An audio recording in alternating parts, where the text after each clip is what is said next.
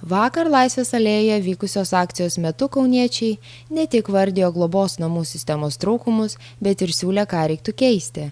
Akcijos Nulemk vaiko ateitį rengėjai džiaugiasi, kad gyventojams nesvetima beglobių vaikų tema.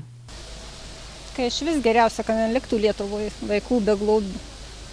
Juos galėtų, kai Gruzijoje, kai kur, kad paimti į šeimas, kas gali, kas gyvena, sąlygos leidžia.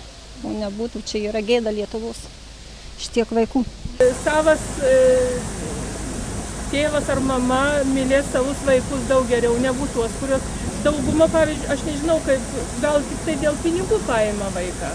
Jie per mažai socializuojami, jie negauna pakankamai normalios socializacijos su visuomenė, kaip reikia gyventi suaugusiojo gyvenimą, kažkokio palaikymo.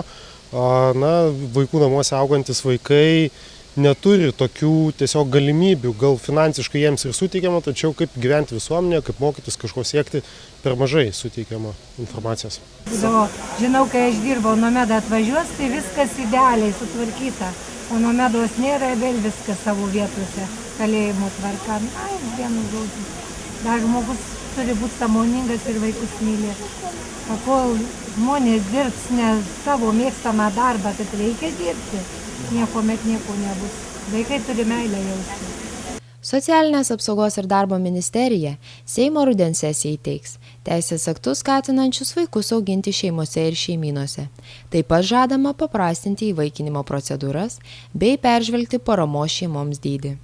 Mūsų akcijos tikslas kaip ir skatinti, kad žmonės ateitų ir patys domėtųsi, kažką stengtų pasikeisti, kad valstybė siūstų kokius pataisas ar ką nors, kad nestovėtume vietoje ir tobulėtume, siektume susivienodinti su ES šalimis, tomis pirmūnėmis. Toks yra mūsų kaip ir tikslas. Taip pat siekime šios akcijos metu sužinoti apskritai, ar žmonės žino ką nors apie vaikų globos namų sistemą Lietuvoje, kiek vaikų auga, kiek vaikų globos namų įstaigų yra ir apskritai kodėl jie, jeigu nežino, kodėl jie to nežino, ar tiesiog nesidomi, ar tiesiog nepakankamai informacijos yra.